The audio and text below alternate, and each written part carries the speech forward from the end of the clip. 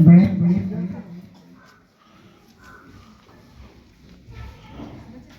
Tension number 2।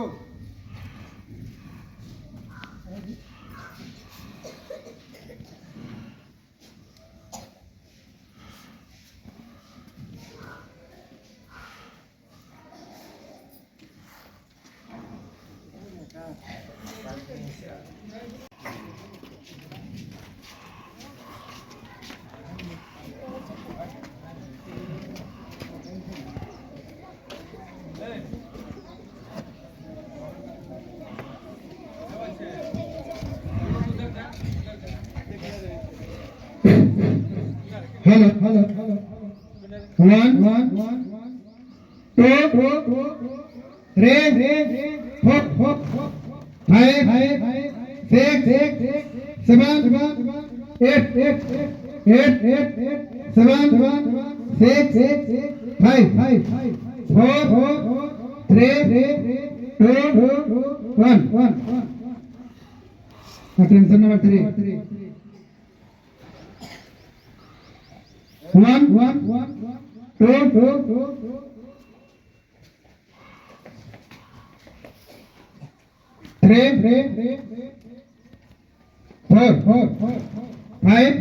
6 7 1 चलिए श्वेता राजन है श्वेता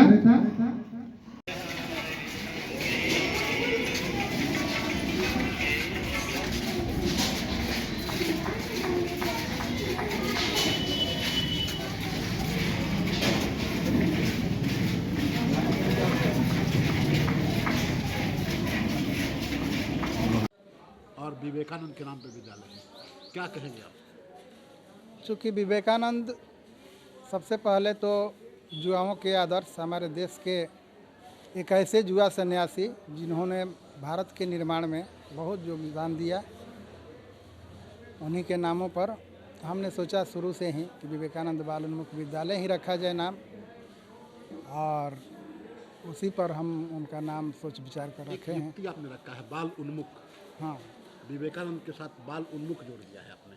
चूँकि बालकों का भविष्य को उन्मुख दिशा में लेकर चलना ही इस विद्यालय का मुख्य उद्देश्य है। विकास की ओर अग्रसर लगातार हमारा यही प्रयास रहता है कि बाल उन्मुख हो, विकास की ओर, शिक्षा की ओर। जी, आपकी जो यहाँ पर जब हम लोग आए तो देखें कि यहाँ पर पर्यावरण का भी देखने को मिला, पेड़ पौधे देखने को मिले, प्रार्थना जो है गायत्री मंत्र से शुरू हो रहा है। चूँकि पर्यावरण जो है प्रकृति का हिस्सा है और उसी पर्यावरण में बच्चे पलते हैं, बढ़ते हैं, हम लोग भी बढ़ते हैं और पूरा संसार टिका है पर्यावरण से ही। तो विद्यालय परिसर में पर्यावरण की कुछ जो एग्जाम्पल है, उदाहरण है, वो तो होना ही चाहिए ताकि बच्चे भी इससे सीखें और समझें। गायत्री मंत्र से शुरुआत होती है आपके प्रार्थना की। हाँ, शारीरिक शिक्षा भी दी जाती है, बच्चे इंग्लिश, हिंदी और संस्कृत में अपना इंट्रोडक्शन देते हैं।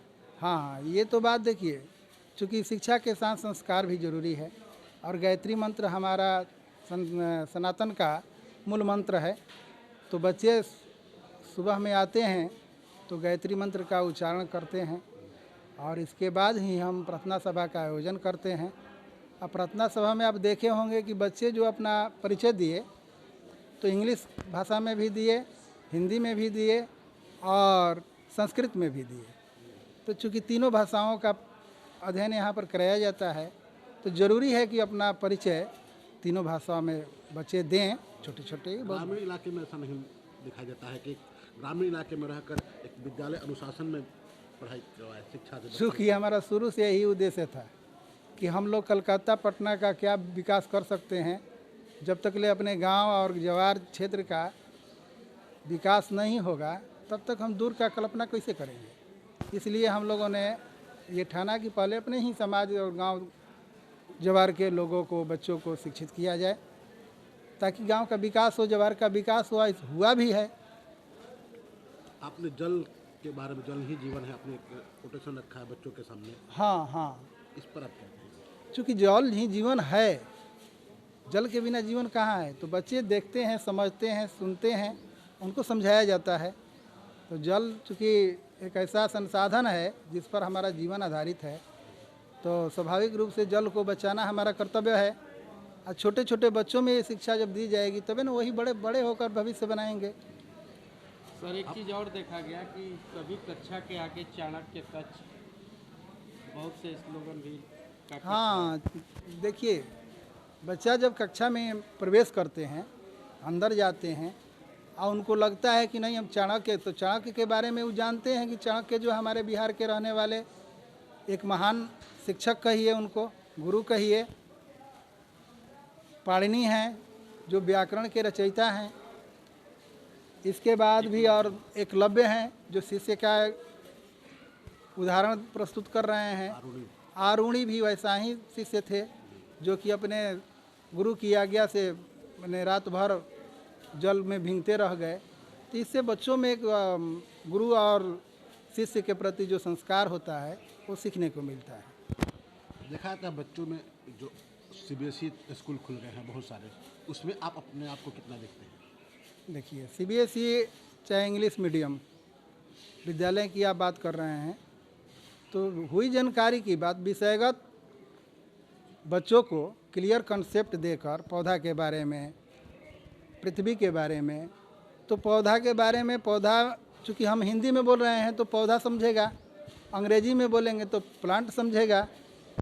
तो दोनों भाषाओं में जानकारी देना बहुत ज़रूरी है। और चूँकि सीबीएसई एक पैटर्न है, एक सिलेबस है, तो उसका अलग रूट है। हमारा जो सिद्धांत है कि बच्चे जो हैं क्लियर कंसेप्ट किसी भी विषय के, किसी भी माने विषय वस्तु का ज्ञान सही दिशा में, सही तरह से उनको प्राप्त हो। ये संस्कृति लुप्त होती जा रही है बच्चों, वही ना हम देने के लिए मैंने प्रयास कर रहे हैं अपने विद्यालय के माध्यम से। जैसे गायत्री मंत्र का उच्चारण हुआ तो हमारे प्रायः बच्चे गायत्री मंत्र जानते हैं।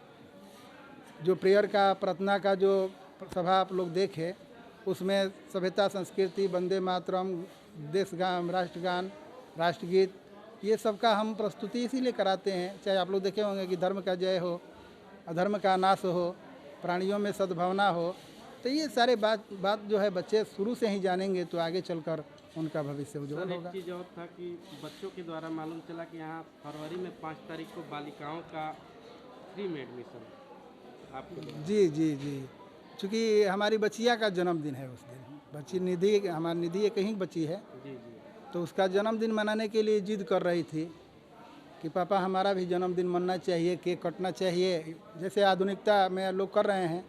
हम बोले कि बेटा नहीं, तुम्हारे जन्मदिन के अवसर पर मैं अपने गांव जवार के बच्चियों का एडमिशन मुफ्त कर लूँगा ताकि बच्चियाँ विद्यालय में भी आएंगी या उनको शिक्षा दीक्षा से जुड़ा जाए। तो बच्चियाँ खुश हुई, बोली कि नहीं पापा ठीक है। तो उसी समय से ये परंपरा चला आ रहा है। बच्चों में दिखाया था खासकर किताबी बहुत ज़्यादा हो जाता है। हाँ देखिए क्योंकि बच्चे का जो शरीर है कोमल होता है, और अगर बैग का बोझ बढ़ेगा तो कैसे पढ़ेगा? ये तो गलत बात है। जो भी अतिरिक्त बुक है ना, तो अतिरिक्त बुक हम नहीं मैंने पसंद करते हैं। विषयगत हिंदी है, 3 भाषा की जानकारी देनी होती है। इसके बाद ये मैथ है, साइंस है, सोशल साइंस है। तो जो ज़रूरियात की मैंने पुस्तकें हैं उनको तो भाई ज़रूरी है, और वो भी कक्षा के अनुसार। छोटे छोटे बच्चे हैं तो उनमें केवल भाषा का ज्ञान दिया जाता है, तो केवल हिंदी, इंग्लिश और जो है मैथ है। इसके बाद आगे जैसे जैसे चलते हैं उनका जो शरीर जो है थोड़ा सा बड़ा होता है, तो हम लोग किताब का ज़रूरी है। चूँकि आधुनिक युग में कंप्यूटर का भी शिक्षा देना ज़रूरी है, टेक्नोलॉजी से भी जोड़ना ज़रूरी है। सर एक चीज़ और है कि आजकल बच्चे किताबों से दूर जा रहे हैं मोबाइल की, मोबाइल का उपयोग ज़्यादा कर रहे हैं। और क्या कहेंगे सभी गार्जियन से? कहा जाता है कि विज्ञान वरदान भी है, अभिशाप भी है, लेकिन उसका मिसयूज कर। देखिए अब रह गई अभिभावक पर और शिक्षक पर करता है कि अपने बच्चे को किस तरह से मोबाइल देकर उनको समझा रहे हैं। सचमुच में विज्ञान जो है वरदान भी है, अभिशाप भी है। मोबाइल अच्छा बात है, अच्छे शिक्षकों से हम लोग पढ़ लेते हैं, क्लास ले लेते हैं, लेकिन बच्चे ज़्यादातर इसका मिसयूज कर रहे हैं। ये हानिकारक है, चूँकि किताब से दूर होना ठीक बात नहीं है। चलिए चलते प्रश्न करेंगे कि परीक्षाएं आने वाली हैं, वार्षिक परीक्षाएं बच्चों की, कैसे तैयारी करें, क्या सुझाव देंगे अभिभावकों को भी, कैसे सुझाव देंगे बच्चों को?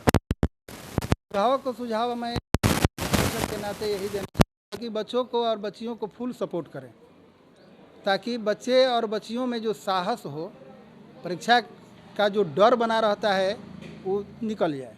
क्योंकि परीक्षा कुछ है नहीं, परीक्षा क्या, तो बच्चों में जो डर है उसकी डर की भावना को निकालना जरूरी है। ये अभिभावक सपोर्ट करेंगे तबे होगा। और बच्चों से कहेंगे कि आप लोग जितना मेहनत किए हैं उसका रिजल्ट आने वाला है, आएगा।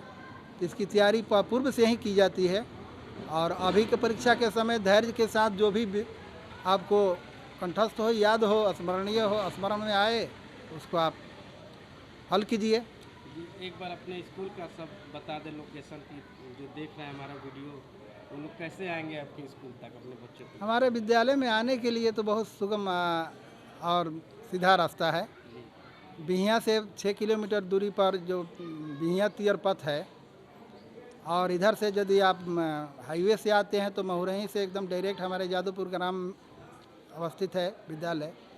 कहीं से भी आइएगा, चारों तरफ से यहाँ पर रोड रास्ता है, सब कुछ बिल्कुल सही मिलेगा। परिचय दीजिए सर। मैं विवेकानंद बाल उन्मुख विद्यालय के संस्थापक ओम प्रकाश सिंह उर्फ डब्लू सिंह, ग्राम जादवपुर, भोजपुर, बिहार।